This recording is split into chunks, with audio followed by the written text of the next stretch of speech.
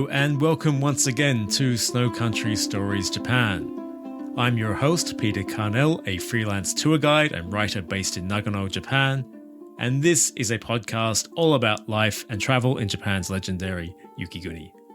I started this podcast in March 2023 toward the end of the last snow season. It might seem a strange time to start a podcast about life in the snow country, right? Actually, I don't think so, and there's many reasons I chose to start it then.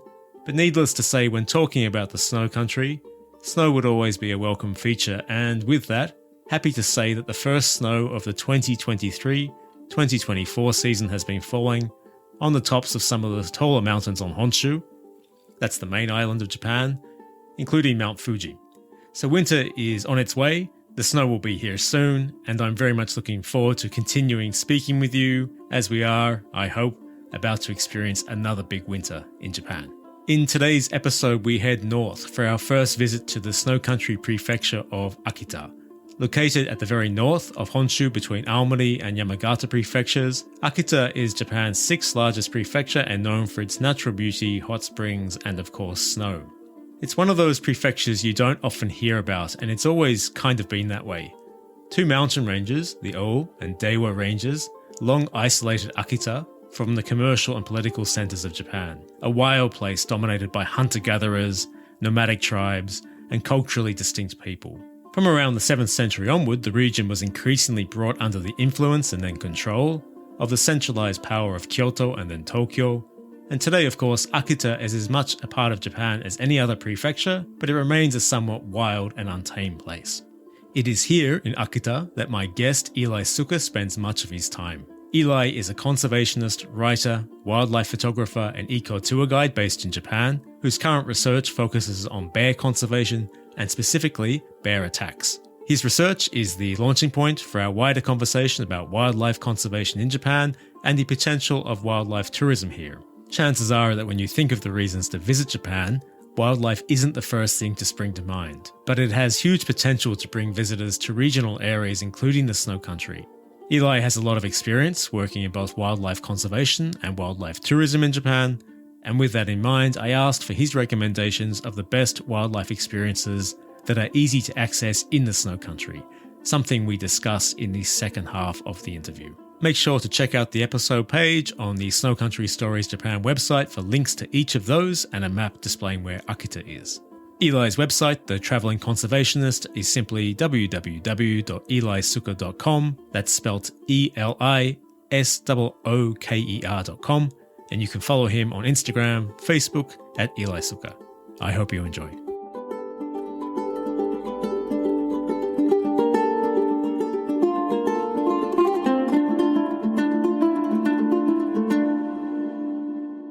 My guest on the podcast today is Eli Sooker, a conservationist, writer, wildlife photographer, and eco-tour guide based in Japan. I've been aware of Eli for some time, first through his beautiful photography on his social media, which brought his research and work to my attention. I'm very pleased that Eli could make time to speak with me today. So Eli, welcome. And first question, how are you? Good, thank you. How are you? Pretty good today. A little bit warm. Where are you speaking to me today from? So I'm currently in Ani region, which is Akita City in Akita Prefecture. Just for listeners, can you help place that on the map? Where is that in relation to Tokyo and other parts of Japan? So you have Honshu, which is the island on which Tokyo and basically the biggest island, and Akita is almost the very north prefecture on the west coast. Yep, so a long way from Tokyo, basically. Yep, you'd have to drive about 8 hours on the toll road to get here. It's my understanding, though, Eli, that you're currently studying a master's at Tokyo University of Agriculture. Is that correct? Yeah, that's right. So I just come up here to do my field research. I'm studying bear attacks in Japan, which have been rising quite a lot in recent years. So I'm interviewing and also doing questionnaire survey and then on-site kind of environmental survey by sort of talking to people that have encountered bears and then comparing that with people that have been attacked. And then just seeing, what are the factors that lead from an encounter to an attack. Basically, I'm looking at not just bear behavior, but also human behavior, which hasn't really been looked at much in Japan yet. and also environmental factors, like what kind of trees were in the area, for example. When you talk about bears in Japan, what type of bears are here? So there's two species in Japan. One is Asiatic black bear, which is from Honshu, and well, now it's in Honshu and Shikoku. It used to also be in Kyushu, but now it's extinct there. And in Hokkaido, there's a brown bear, which is basically the same as a grizzly, just a bit different subspecies. They get a bit of a bad name in Japan. Like as we were talking about, they're in the news today. Yeah. The trend here is kind of the media will report attacks, but they don't ever really explain why the attack happened. So it's not very informative for people. They just kind of get scared and they don't know actually what they should do if they do meet a bear. I'm not a fan of those media reports. Eli, where are you originally from and how did you end up in Japan? So I'm from a little place called Hokianga in New Zealand, which is also kind of northwest area. And I ended up in Japan. Well, I've always liked writing and ecology since I was young, so I had kind of two interests, I guess.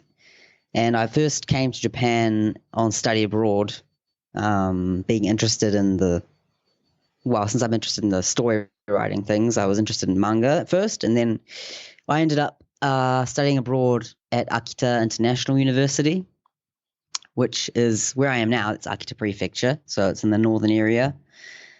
And I was very surprised at how it was so different from my image of Japan, which was basically, neon lights in Tokyo or maybe some traditional temples of Kyoto.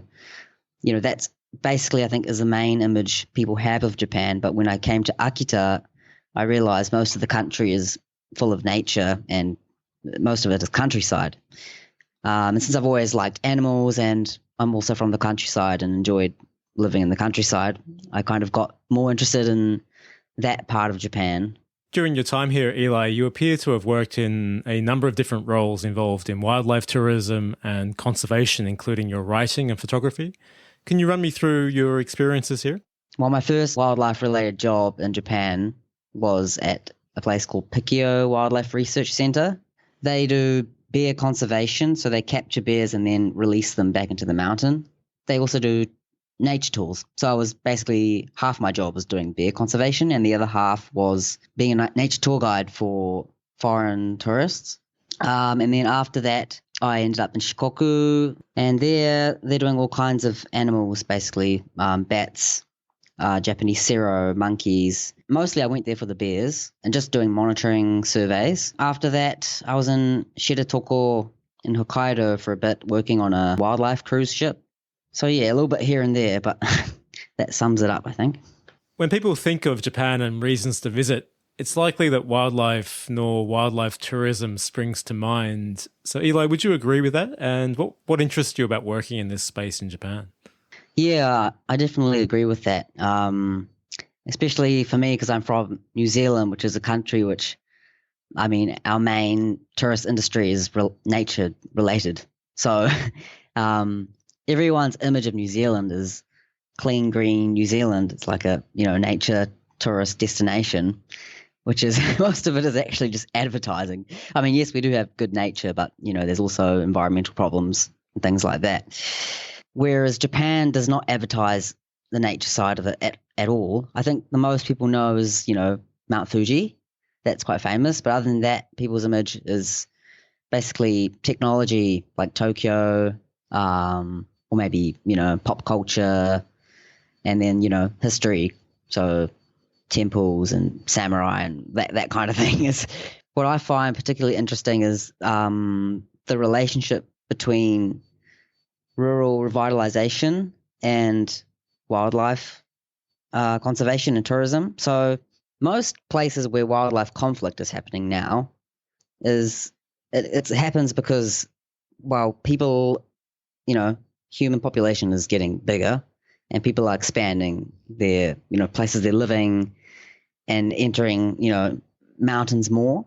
Whereas in Japan, that did happen historically, but now kind of the opposite is happening. Depopulation is happening. So the population is getting lower. And also most of the population is elderly. So kind of a combination of people moving to the city and then the population aging has resulted in there not being a young workforce in most rural areas. How it used to be, there's this area called the Satoyama, which is basically the foothills that surround a rural village. So there'll be the village and then there'll be the Satoyama layer kind of around that. That used to be used for cutting firewood, picking wild vegetables, all kinds of things.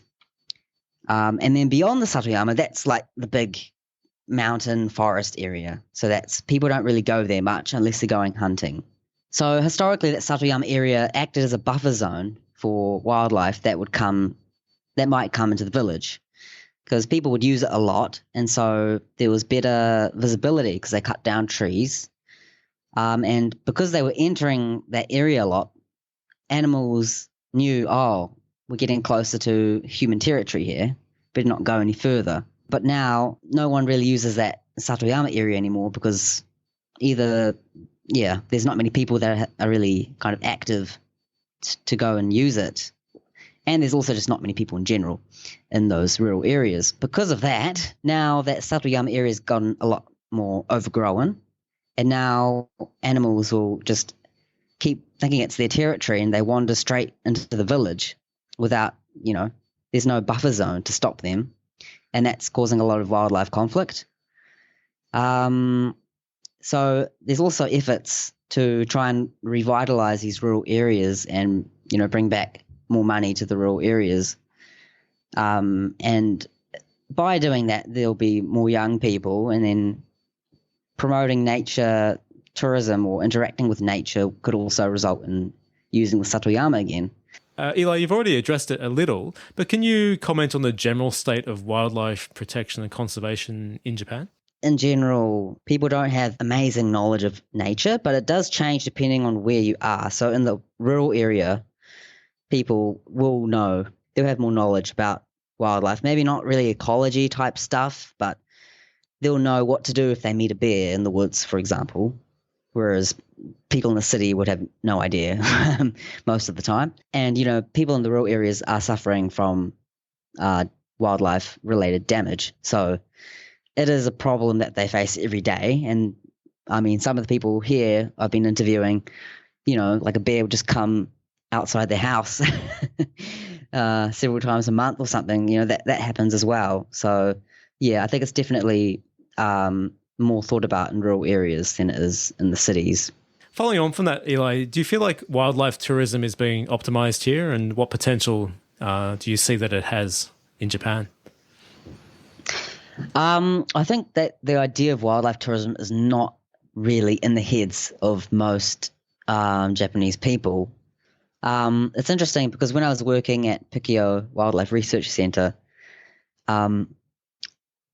I kind of learned about that difference. So my colleagues, they told me this, but basically there was some survey about what Westerners versus Asian countries are interested in terms of nature tourism. And most Asian countries, they want to see things like nice scenery, like, for example, tours of, what's it called again? Stars, like starry sky tours or something, where you look at the sky with a telescope at nighttime and you talk about the stars and that kind of thing, is a lot more popular with Asian tourists than with Western tourists, for example. Whereas the wildlife tours, in general, Westerners are more interested in that than Asian tourists are. Obviously, this is a generalization, but this is kind of the result that came out from some survey. So I thought that was quite interesting because it explains, I think, why a lot of the time in Japan, I find people who like nature, like, they want to go into nature and talk about plants and they like birds and those kind of things. But when it comes to large animals, they're quite scared and they don't really see them as something to watch. It's kind of like a scary thing that should be avoided. Not everyone, obviously, but I think that trend is, more common here than people who are like, oh, I kind of want to see wild animal, which you get a lot from Western countries. So I think, that's not really wildlife tourism isn't really thought about here as a ways of making money, but I do think there's a lot of potential for it here, for sure. Speaking specifically about bears, I mean, I think you mentioned yourself that a lot of people you speak to are surprised to even learn that there are bears in Japan. Media coverage here, my experience, is usually kind of negative when it comes to bears, that if they are in the media, it's when something negative has happened, such as an attack, or they're infringing on farmland, things like this. Can you talk a bit about that, and how do you find that the issue is typically covered in Japan? Japan's situation is a little bit complicated because they have had some quite brutal bear attacks historically. So I think it's kind of stemmed from that. There was a brown bear, I can't remember when it was now. It was quite a while ago in Hokkaido, and it learned to kill and eat people. Yeah, there was some pretty bad attacks there. And then there have been other bad attacks. So in Akita, 4 people were killed in I think it was in the span of 1 or 2 weeks. And then they found that the bear that they captured had also eaten, the corpse. So they don't know if it was the same bear that killed all 4 people or not, but yeah, something kind of unusual happened there. So that's happened a few times, which has made things worse, I think. But yes, in general, the way the media portrays bear attacks is they will talk about bears as being scary, dangerous, wild creatures that, kind of attack without any motivation, sort of a thing. There's no explanation of why bears attack in these pieces. It's just there was a bear attack. And you mentioned there's 2 types of bears in Japan. One is the black bear, the Asiatic black bear, which is found on Honshu, is that correct? And then the brown bear, which is only found on Hokkaido, is that right? So Asian black bear is found in Honshu and Shikoku. Yeah, it's endangered in Shikoku, though. There's only 20 left there. So Shikoku being the small island, well, relatively small island below Honshu. And Hokkaido has black bears and also brown bears, or just the brown bears? Hokkaido is just brown bears. And those brown bears are similar to grizzlies, you said? Well, grizzlies are actually brown bears. People often get this mixed up. But grizzly is just like the name that North Americans use for a subspecies of the brown bear, which lives in North America. But basically, they're all brown bears. Yeah. Now, let me throw a really general question at you as someone who researches them. Between those 2 species of bear, can you quickly go into what is their behavior like, and what is the major difference between the 2 types of bear? Yeah. So Asian black bears are quite small. So, they weigh between basically 40 and 80. Well, males can go a little bit higher, but usually 80 is, I think average for males, 70, 80 kilograms. So they're quite small. They're about 1 to 1.5 meters at the biggest. Brown bears obviously are a lot bigger, so they can get up to, 200, 300 kilos sometimes. Most people have the image of bears eating meat, but actually they hardly ever eat meat. Most of their diet is plants, so they'll eat berries, nuts, and in the case of the brown bear in Hokkaido, they hunt salmon, but it's only during autumn, so it's quite a short period. And they do occasionally hunt deer, but it's quite uncommon to see that. And Asian black bears, it's even more uncommon for them to hunt.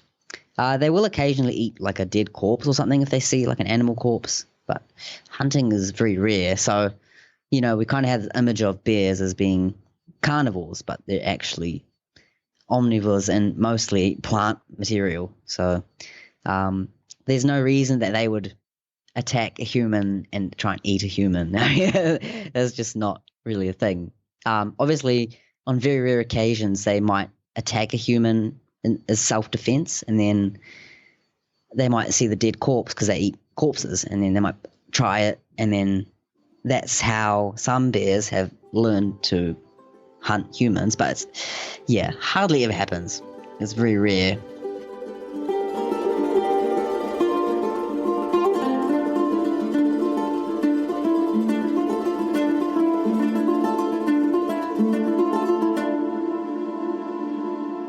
So I'm happy to say that Japan is starting to promote its national parks to international visitors. Again, many listeners might be surprised to hear that Japan is home to many, many fantastic national parks, which, thanks to Japan's size as a relatively compact country and fantastic infrastructure in terms of transport, many of them are very easy to get to.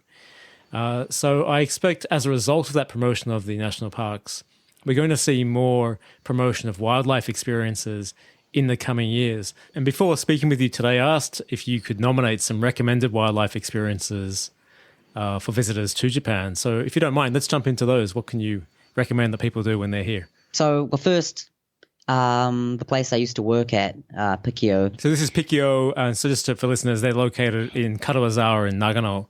So quite easy to get to by Shinkansen from Tokyo. Yeah, they recently started a black bear observation tour. In spring, when there's no leaves, they observe they use binoculars and search for bears from the top of a kind of a cliff, a mountain cliff, and you can kind of see into the forest because there's no leaves. They're also doing a monitoring tour, which is kind of introduces you to Pikio's bear conservation activities, which is really interesting because they're the first place in Asia to use bear dogs. So they use they're called Karelian bear dogs. Sounds very Star Wars, Karelian bear dogs. Yeah, so they're actually a Finnish breed originally. Very good because they don't attack bears. And they're good at keeping their distance from bears, but they're also persistent enough that they will, keep chasing the bear and bark at it. Basically, they chase it away from the human areas. They will kind of introduce you to the bear dogs, and then they will show you the catch trap that they use to catch Asian black bears. In Karuizawa, bears came into the town area a lot, especially because Karuizawa has a lot of holiday homes which are in the forest area. So Pikio as a company, but they also have an NPO. Half of it is an NPO. And they developed in order to stop the damage of bears, since it's very popular with tourists, and the image of Karuizawa as a place that is coexisting with nature is being promoted by the Karuizawa town. The town office started to employ them to catch these bears and release them without killing them. They have a bunch of different tours. So they have basically like a walking nature tour, which is just observing birds, plants, insects all year round.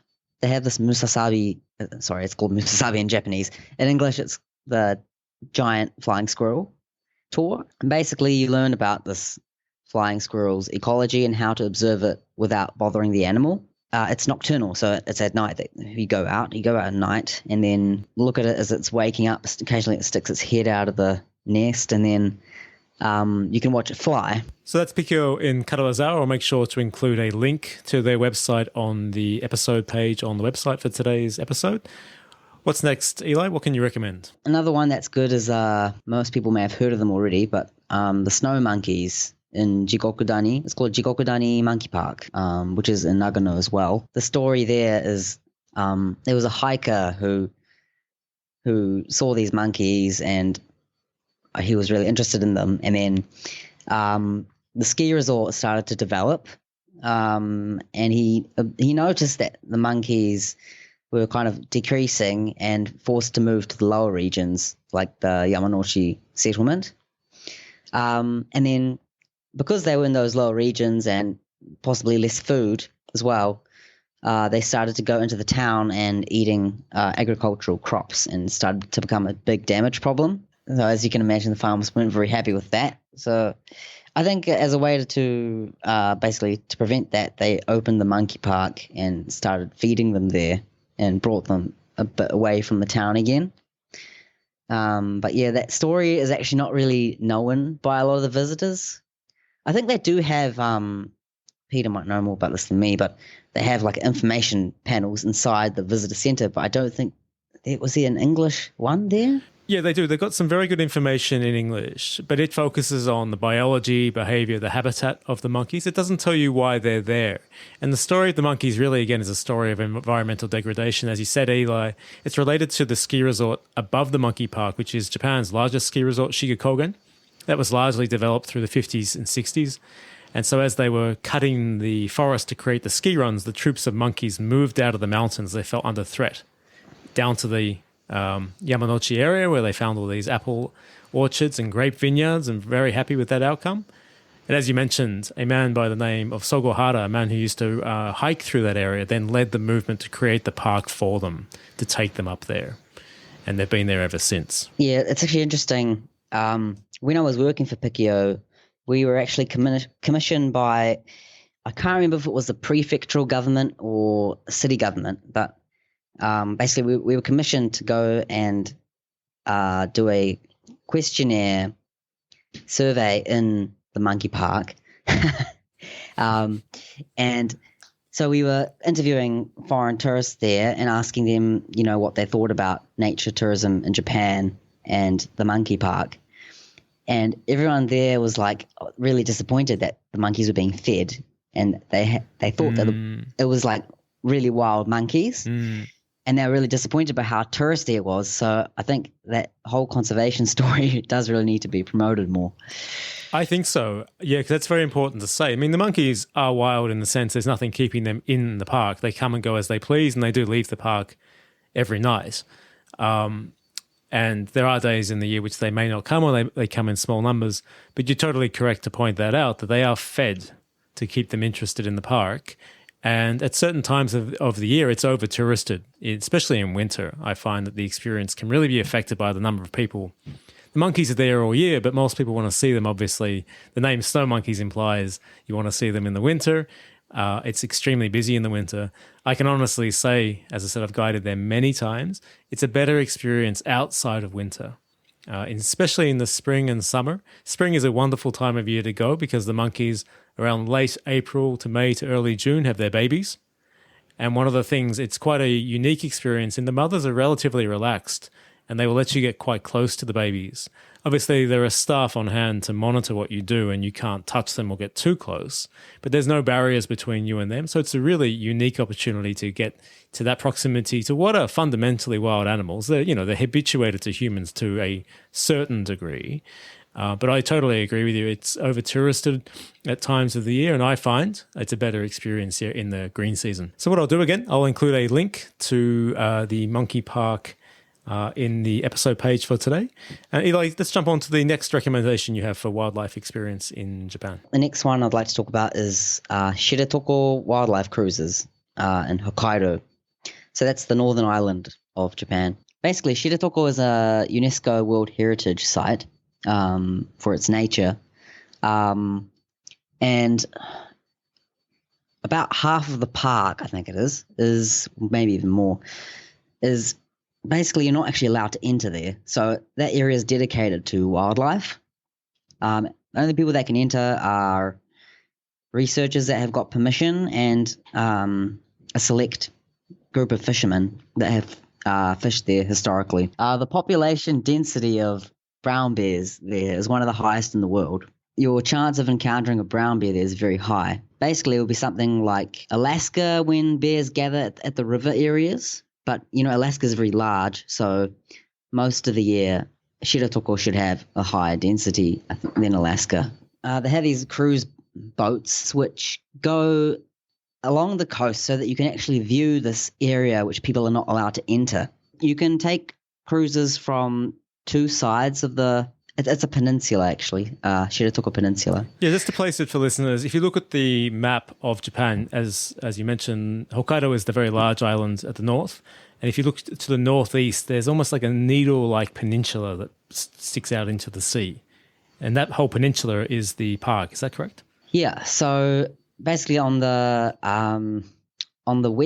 western side of the peninsula, there's a little village called Utoro.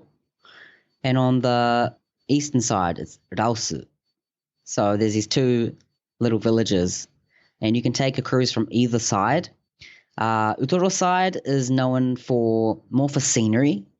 So you can see like waterfalls, very cool looking rock formations. Also I see dolphins quite a lot and brown bears, obviously. So for the Utoro side, I would recommend a company called Fox, Fox, which I actually worked for 4 months. May I jump in, Yes. Eli? What time of year are the cruises operating? Are they all year round? Except for winter. So, yeah, spring till around mid-autumn. There are actually some cruises which are in winter as well, just to be specific. But that particular company is from spring. So I think it's about May till early November. There are a few different companies.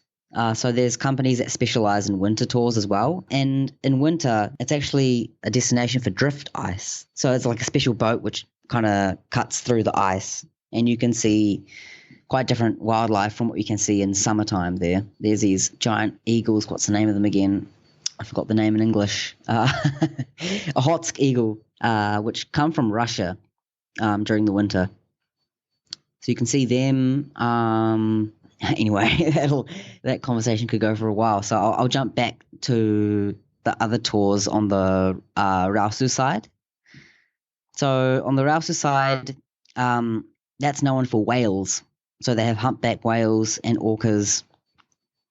And you can also see brown bears. They have one company is doing a bit closer up brown bear tours in a smaller boat. If if the distance on Utaro side is a little bit far for some people that are, wanting to take photos of bears, for example, then you would better take this cruise. Can you comment, Eli, in terms of the brown bears, is there a best time of year to visit to see them when they're most active? Yes, there is. So for seeing them from a boat, you'll want to go in summer. Yeah, I'd say mid-August through to early September would be best time. They come down to eat the salmon, which comes early September, but the salmon will go up the river. So first they're kind of in the sea area. So in that time period, bears start coming down from the mountains to the ocean side. And then, as salmon gradually go up the river, they start to go more inland. And then by November, they're kind of eating acorns in the mountains again. So Hokkaido is where the famous red cranes, the dancing cranes, are also found. Have you had the chance to see them, and do you recommend the experience? So I've seen the red crown cranes about 5 years ago in summer, which is not really the most popular time to see them. So I'm not super not knowledgeable about, where to see them and all that kind of thing. But I do know a few spots which are well known, and I can kind of talk about their story. So basically, they have quite a cool conservation story because they were thought to be extinct due to hunting and agricultural development. And then in 1924, somebody found, a surviving population of about 20 left in Kushiro, which is also where they are now. And basically that population, they decided to, start feeding stations and things to help them recover. And now there are about 2,000 in the world, and 1,000 of those are in Hokkaido. The best time to see them would be winter because they have this courtship dance, which is apparently very beautiful to watch. There's a few places, yeah. So Akan International Crane Center, there's Tancho Observation Center. I think the one I went to, if I remember right, was Tancho Observation Center. So that one, they did kind of have a few of the cranes were in enclosures, which I wasn't really a fan of. So personally, I would recommend you go to a place where they're kind of, loose. So to speak. Yeah, so to speak. They do still feed them, at least during winter. I'm not sure. I don't think they do during summer, but yeah, in winter they feed them still. So it's interesting because I was under the impression they're only there in winter, but much like the monkeys, they're there all year round. So what happens is in other countries they do migrate, but in Japan, in Hokkaido, they are there all year round. Eli, thank you so much for that. What's next for you after you finish your study? What have you got planned for the years to come? I've been wanting to write a book about my experiences here, trying to find wildlife, for example, when I do my wildlife photography, or kind of camping and hiking out in Japanese mountains, kind of experiences doing my field research. I don't know if travelogue is the right word for that, but yeah, kind of a travel story rather than a guidebook as such. And then eventually I want to set up an NPO similar to Pikio, but in Akita area. And I think as part of that, I'm also wanting to do some bear observation tours.